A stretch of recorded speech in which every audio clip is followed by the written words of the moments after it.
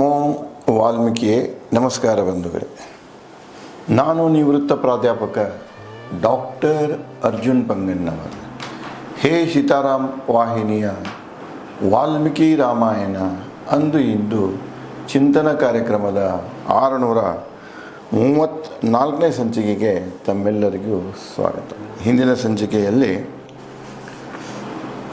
ಹನುಮಾಂಗದ ಮತ್ತು ವಾನರ ಸೈನ್ಯ ಮರಳಿ ಕಿಷ್ಕಿಂಧಕ್ಕೆ ಬರ್ತದೆ.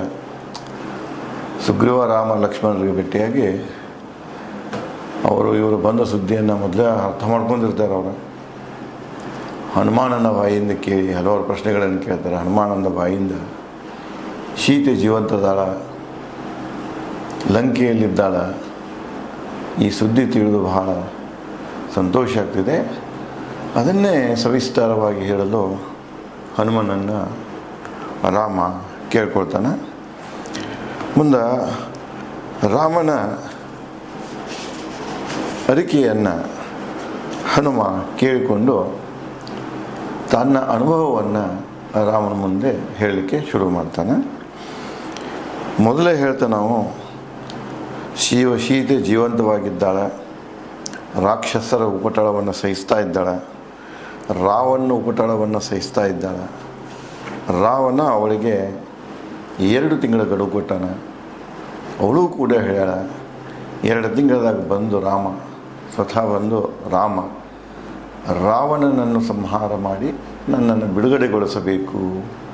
ಥರ ಆಯ್ತಂದ್ರೆ ನಾನು ಕೂಡ ಆತ್ಮಹತ್ಯೆ ಮಾಡಿಕೊಳ್ಳುವಂತ ಹೇಳಿದ್ದ ಈ ಒಂದು ಸುದ್ದಿಯನ್ನು ರಾಮನಿಗೆ ಹೇಳುತ್ತಾ ಹನುಮಾನ ಸ್ಮರಿಸ್ತಾನೆ. ಕೇಳಿ ಸೀತೆ ಜೀವಂತವಿರುವ ವಾರ್ತೆ ವಾನರರಿಗೆ ರಾಮ ಪ್ರಶ್ನಿಸಿದ. ಎಲ್ಲಿ ಹೇಳು, ನನ್ನ ನೆನಪಿಸಿದಳೆ.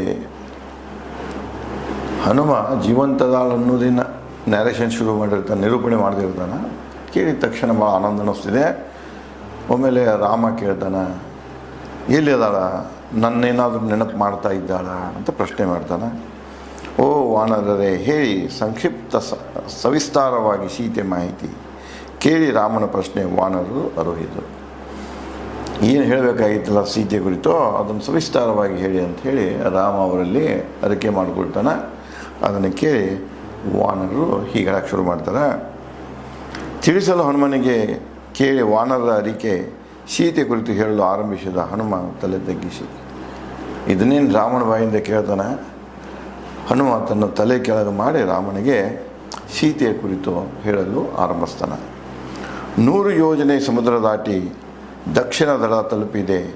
ಸೀತೆ ಹುಡುಕುವ ಆಸೆದೆ. ಸೀತೆಯನ್ನು ಹುಡುಕುತ್ತಾ ಹೋದೇವೆ. ಅಲ್ಲಿ ಒಂದು ವಿಶಾಲವಾದ ಸಮುದ್ರ ಬಂತು. ಆ ಸಮುದ್ರವನ್ನು ನಾನು ಹಾರಿ ದಾಟಿ ದಕ್ಷಿಣಕ್ಕೆ ಹೋದೆ. ಅಂದರೆ ಭಾರತದಿಂದ ಲಂಕಾ ದಕ್ಷಿಣದು, ಆ ಕಡೆಯಿಂದ ಭಾರತ, ಲಂಕೆಗೆ ಉತ್ತರ. ಅದಕ್ಕೆ ಅವನು ಹೇಳ್ತಾನೆ, ಆ ದಕ್ಷಿಣ ಆ ಕಡೆ ತುದಿ ಏನಿತ್ತಲ್ಲ, ದ್ವೀಪ ಏನಿತ್ತಲ್ಲ, ಅಲ್ಲಿ ನಾನು ಆ ದಡಕ್ಕೆ ಹೋಗಿ ತಲುಪಿದೆ.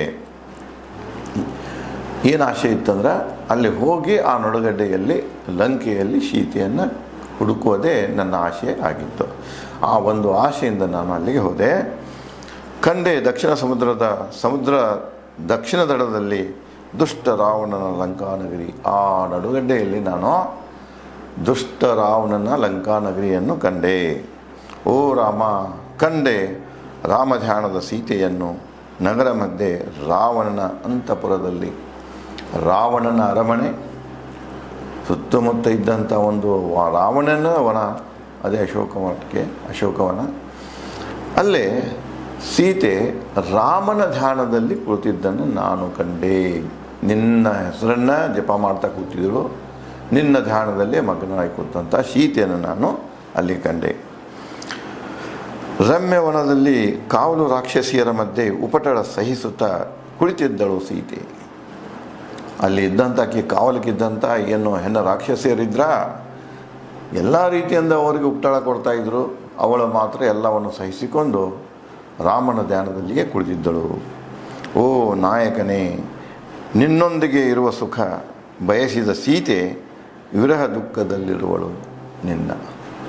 ಯಾವಾಗಲೂ ನಿನ್ನ ಜೊತೆಗೆ ಇರಬೇಕು ಅನ್ನುವಂಥ ಸುಖವನ್ನು ಬಯಸಿದಂಥ ಸೀತೆ ಇವತ್ತು ನೀನಿಲ್ಲದ ದುಃಖದಲ್ಲಿ ಅಲ್ಲಿ ನಿನ್ನ ಧ್ಯಾನದಲ್ಲಿ ಕುಳಿತಿರುವಳು ಅಂತ ಹೇಳ್ತಾರೆ. ಹುಡುಕಿದೆ ಹೇಗೋ ಸೀತೆಯನ್ನು ನಾನು. ಹೋದ ತಕ್ಷಣ ಸಿಗಲಿಲ್ಲ ಆಕೆಗೆ, ಆಕೆ ನನಗೆ ಸಿಗಲಿಲ್ಲ. ನಾನು ಆಕೆಯನ್ನು ಪರಿಪರಿಯಾಗಿ ಹುಡುಕಿದೆ. ಎಲ್ಲ ಅರಮನೆಗಳನ್ನು ನೋಡಿದೆ, ಆ ಕಡೆ ಹೋದೆ, ಈ ಕಡೆ ಹೋದೆ. ಇನ್ನು ಕೊನೆಗೆ ಒಳ್ಳೆಯ ಒಂದು ಏನೋ ವನ ಕಾಣಿಸ್ತು. ಅಲ್ಲಿ ಅರಮನೆಯಿಂದ ನೋಡಿದಾಗ ಇಲ್ಲಿ ಇರ್ಬೋದಂತ ಕೊನೆ ಚಾನ್ಸ್ ತೊಗೊಂಡಂತ ಹೋದಾಗ ಸಿಕ್ಕಳು. ಅಂದ್ರೆ ಸೀತೆ ನನಗೆ ಸುಲಭವಾಗಿ ಸಿಗಲಿಲ್ಲ. ಸೀತೆಯನ್ನು ನಾನು ಇಡೀ ಲಂಕಾ ಪ್ರದೇಶದಲ್ಲಿ ಹುಡುಕಿದೆ. ಮಾಸಿದ ಬಟ್ಟೆಯಲ್ಲಿ ಸೊರಗಿದ ದೇಹ ಚಳಿಗಾಲ ಕಮಲದಂತೆ. ಚಳಿಗಾಲದಲ್ಲಿ ಕಮಲ ಯಾವ ರೀತಿ ಇರ್ತದ ಹಾಗೆ ಅವಳು ಮಾಸಿದ ಬಟ್ಟೆ ಸ್ವಚ್ಛರಾಗಿಲ್ಲ.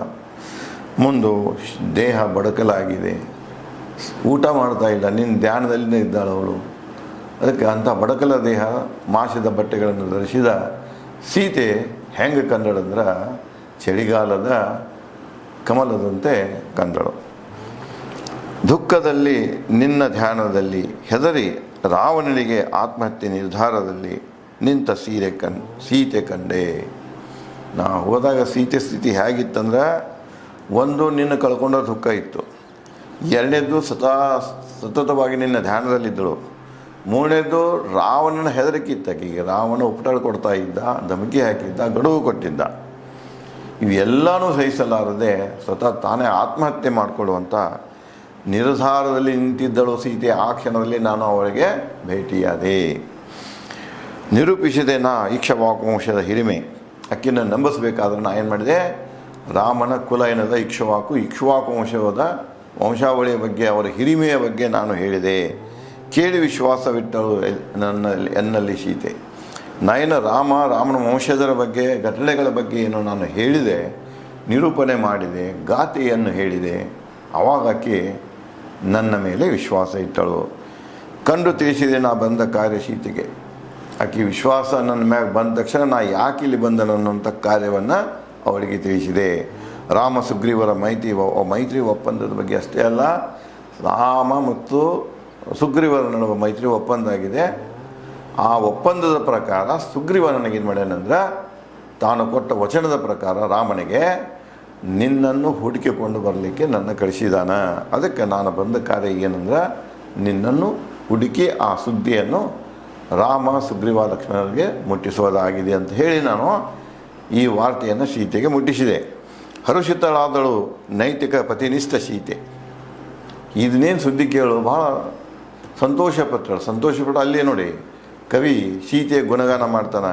ನೈತಿಕ ಪತಿನಿಷ್ಠೆ, ಇಲ್ಲಿ ಪತಿನಿಷ್ಠೆ ಇತ್ತು, ನೈತಿಕ ಮೌಲ್ಯಗಳಿದ್ದು, ನೈತಿಕ ಮೌಲ್ಯಗಳನ್ನು ಹೊಂದಿದ ಪತಿವ್ರತೆ ಸೀತೆ ನಾ ಹೇಳಿದ್ದನ್ನು ಕೇಳಿ ಹರ್ಷಿತಳಾದಳು.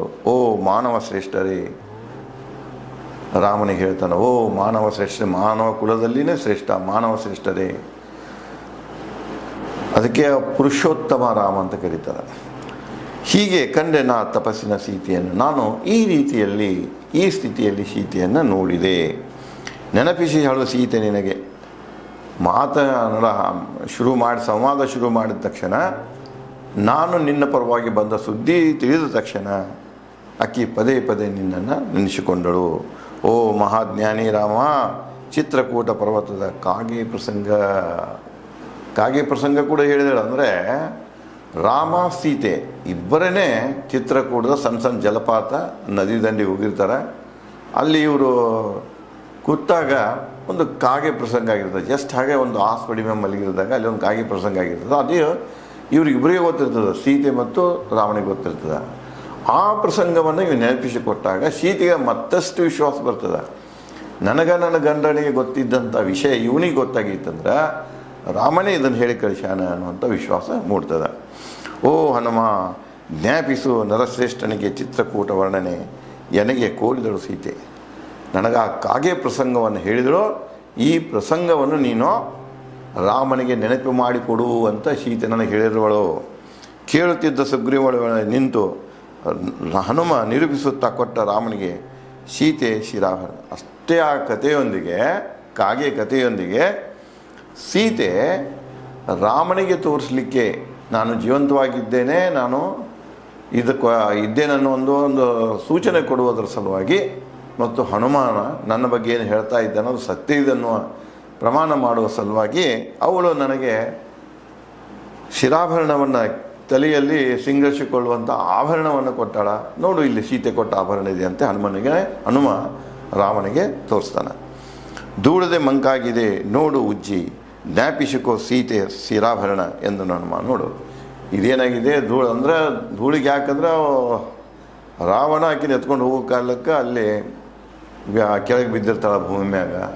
ಇವನ್ ಅಲ್ಲಿ ಆದ್ರೂ ಕೂಡ ಲಂಕೆಯಲ್ಲಿ ಕೂಡ ಸುಖವಾಗಿರುವುದಿಲ್ಲ, ಒಂದು ಬದುಕನ ಅಸ್ತವ್ಯಸ್ತ ರೂಪದಲ್ಲಿರ್ತದೆ. ಹೀಗಾಗಿ ಆ ಸೀತೆಯಂತೆ ಅವು ಕೂಡ ಏನಾಗಿರ್ತಾವ, ಶಿರಾಭರಣಗಳು ಕೂಡ ಮಂಕಾಗಿರ್ತಾವ. ಅದಕ್ಕೆ ಹೇಳ್ತಾನೆ ಅದನ್ನು ಸರಿಯಾಗಿ ಉಜ್ಜಿ ನೋಡು, ತಿಕ್ಕಿ ನೋಡು, ಜ್ಞಾಪಿಸಿಕೋ ಇದು ಸೀತೆಯ ಶಿರಾಭರಣ ಅನ್ನೋಂಗೆ ಹನುಮ ರಾಮನಿಗೆ ಹೇಳ್ತಾನೆ. ಕಂಡು ಶಿರಾಭರಣ ಸೀತೆಯ ದರ್ಶನವಾಯಿತು ರಾಮ ಪುನಿತನಾದೆನ ಎಂದ. ಆ ಸೀತೆಯ ಶಿರಾಭರಣ ನೋಡಿದಲ್ಲ, ತಲೆ ಆಭರಣಗಳನ್ನು, ಕೂದಲ ಆಭರಣಗಳನ್ನು ನೋಡಿದಲ್ಲ, ರಾಮನಿಗೆ ಮನವರಿಕೆ ಆಯಿತು. ಓ, ನನ್ನ ಸೀತೆಯ ದರ್ಶನ ಆಯಿತು ಈ ಆಭರಣ ರೂಪದಲ್ಲಿ ಅಂದ್ಕೊಂಡು ಅದನ್ನು ನೋಡಿಕೊಂಡು ಪುನೀತನಾದೆನ ಅಂತ ಉದ್ಗಾರವನ್ನು ತೆಗಿತಾನೆ. ರಾವಣನ ಸೆರೆಯಾಳು ತಪಸ್ವಿನಿ ಸದ್ಗುಣಿ ಸೀತೆ ಎನಗೆ ನುಡಿದಳು. ಮತ್ತು ಮುಂದುವರೆದ ಹನುಮ ಹೇಳ್ತಾನ, ರಾಮನ ಬಂಧನದಲ್ಲಿ ಇದ್ದಂಥ ಸೀತೆ ಮಹಾ ತಪಸ್ವಿನಿ ಸದ್ಗುಣಿ, ಅವಳು ನನಗೆ ಹೀಗೆ ಹೇಳಿದಳು ಅಂಥೇಳಿ ಹನುಮ ರಾಮನಿಗೆ ಹೇಳ್ತಾನೆ. ಓ ರಾಮ, ರಾವಣನ ಸೆರೆಯಲ್ಲಿ ಬದುಕಲಾರೆ 2 ಮಾಸ ಮೀರಿ, ನನಗೆ 2 ಮಾಸದ ಅವಧಿ ಕೊಟ್ಟಾನ, ನಾನು 2 ಮಾಸ ಮೀರಿ ಇರಲಿಕ್ಕೆ ಸಾಧ್ಯನೇ ಇಲ್ಲ ಅನ್ನೋ ಒಂದು ವಿಷಯವನ್ನು ನೀನು ರಾಮನಿಗೆ ತಿಳಿಸುವಂತ ಹೇಳಿದ್ದಾನೆ ರಾಮ ಅಂತ ಹೇಳ್ತಾನೆ. ನನಗೆ ಹೀಗೆ ನಿವೇದಿಸಿದಳು ಸೀತೆ. ಓ ರಾಮ, ಹೇಳಿದೆ ನಿನಗೆ ನಡೆದ ಎಲ್ಲ ಘಟನೆ, ಯಾವ ರೀತಿ ನನಗೆ ಯಾವ ಶಬ್ದಗಳನ್ನು ಸೀತೆ ನನಗೆ ಹೇಳಿದರೆ ಅದೇ ಶಬ್ದಗಳನ್ನು, ಅದೇ ವಿಚಾರಗಳನ್ನು, ಅದೇ ಸುದ್ದಿಯನ್ನು ನಾನು ಯಥಾವತ್ತಾಗಿ ನಿನ್ನ ಮುಂದೆ ನಿರೂಪಿಸಿರುವೆ. ಯಾವುದೇ ರೀತಿಯಿಂದ ನಾವು ಮೊದಲು ಸೇತುವೆ ನಿರ್ಮಿಸಿ ಸಮುದ್ರ ದಾಟೋಣ. ನಮ್ಮ ಮುಂದೆ ದೊಡ್ಡದಾದಂತಹ ಆಪತ್ತೇನಿದೆ ಅಂದ್ರೆ, ತೊಡಕೇನಿದೆ ಅಂದ್ರೆ, 100 ಯೋಜನೆ ಉದ್ದದ ಸಮುದ್ರ ಇದೆ, ದಾಟಿ ಹೋಗಬೇಕು. ಕೆಲವು ಮಾನವರಿಗೆ ದಾಟಿ ಹೋಗಲಿಕ್ಕೆ ಆಗೋದಿಲ್ಲ, ನೀವು ಮಾನವರು ನೀವು ದಾಟಿ ಹೋಗೋಕ್ಕಾಗೋದಿಲ್ಲ.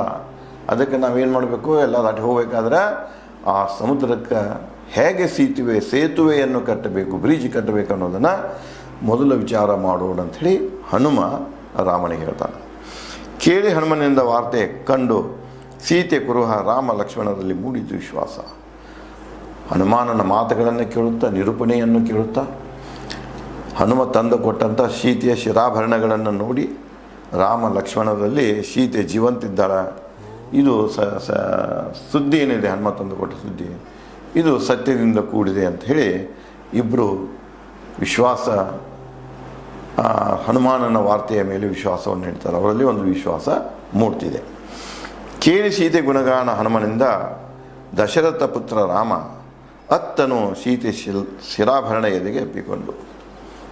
ಹನುಮನ ಬಾಯಿಯಿಂದ ಎಲ್ಲ ಘಟನೆಗಳನ್ನು ತಿಳ್ಕೊಳ್ತಾನೆ, ಸೀತೆಯ ಬಗ್ಗೆ ತಿಳ್ಕೊಳ್ತಾನೆ. ಸೀತೆ ಕೊಟ್ಟಂಥ ಶಿರಾಭರಣವನ್ನು ತನ್ನ ಎದೆಗೆ ಅಪ್ಪಿಕೊಂಡು ಸೀತೆಯ ದುಃಖದಲ್ಲಿ ರಾಮ ಅಳ್ತಾನೆ. ಕಣ್ಣೀರು ಹಾಕುತ್ತಾ ರಾಮ ನುಡಿದ ಸುಗ್ರೀವನಿಗೆ. ಅಳ್ತಾನ, ಕಣ್ಣೀರು ಹಾಕ್ತಾನೆ, ಕಣ್ಣೀರು ಸುರಿತಾ ಇರ್ತಾವ ದುಃಖದಲ್ಲಿ ಸೀತೆಯ. ರಾಮ ಸುಗ್ರೀವನಿಗೆ ಹೇಳ್ತಾನೆ, ರಾಮ ಸುಗ್ರೀವನಿಗೆ ಹೇಳ್ತಾನೆ, ತನ್ನ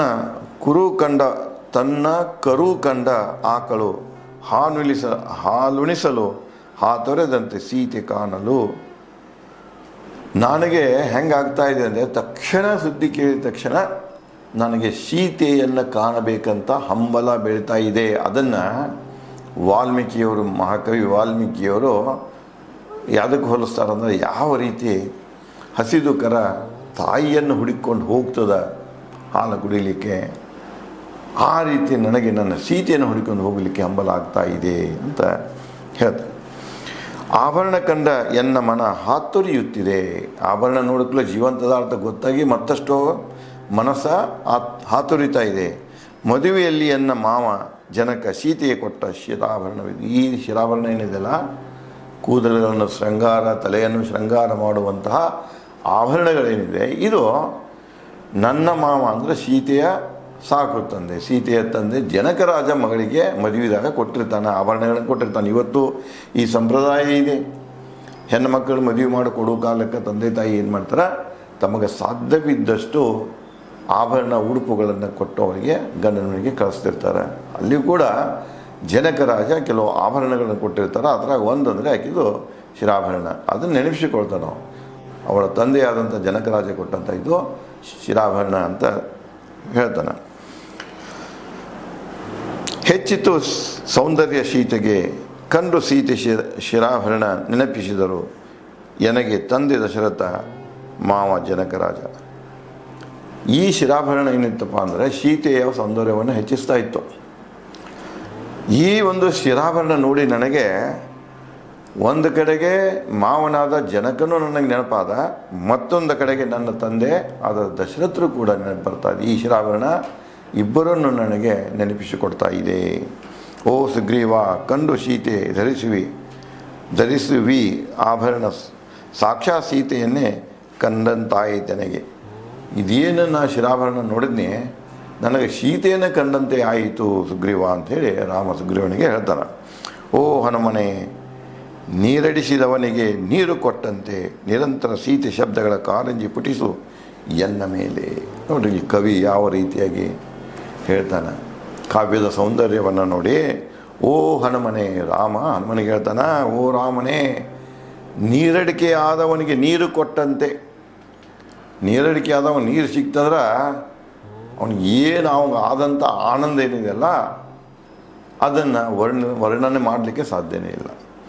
ನನಗೇನಾಗಿದ್ದಪ್ಪ ಅಂದ್ರೆ, ಹಾಗೆ ನೀ ಸೀತೆ ಶಬ್ದಗಳನ್ನು ಏನು ಹೇಳ್ತಾ ಇದ್ದೀಯಾ, ಆ ಕಾರಂಜಿಗಳನ್ನು ಏನು ಪುಡಿಸ್ತಾ ಇದ್ದೀಯಾ, ಇನ್ನೂ ಸೀತೆ ಬಗ್ಗೆ ಹೇಳು, ನನಗೆ ಕೇಳಬೇಕಂತ ಹಂಬಲ ಬರ್ತಾ ಇದೆ ಅಂಥೇಳಿ ರಾಮನು ಹನುಮಾನನಲ್ಲಿ ಕೇಳ್ಕೊಳ್ತಾನೆ. ಇದೇ ರೀತಿಯಾಗಿ ರಾಮ ಮತ್ತೇನು ಹೇಳ್ತಾನೆ, ಮತ್ತೆ ಆ ವಿಚಾರಗಳು ಬರ್ತಾವ, ಬೆಳವಣಿಗೆ ಆಗ್ತಾವ ಅನ್ನೋದನ್ನು ನಾನು ತಮಗೆ ಮುಂದಿನ ಸಂಚಿಕೆಯಲ್ಲಿ ಹಂಚಿಕೊಳ್ಳುತ್ತೇನೆ. ಧನ್ಯವಾದ.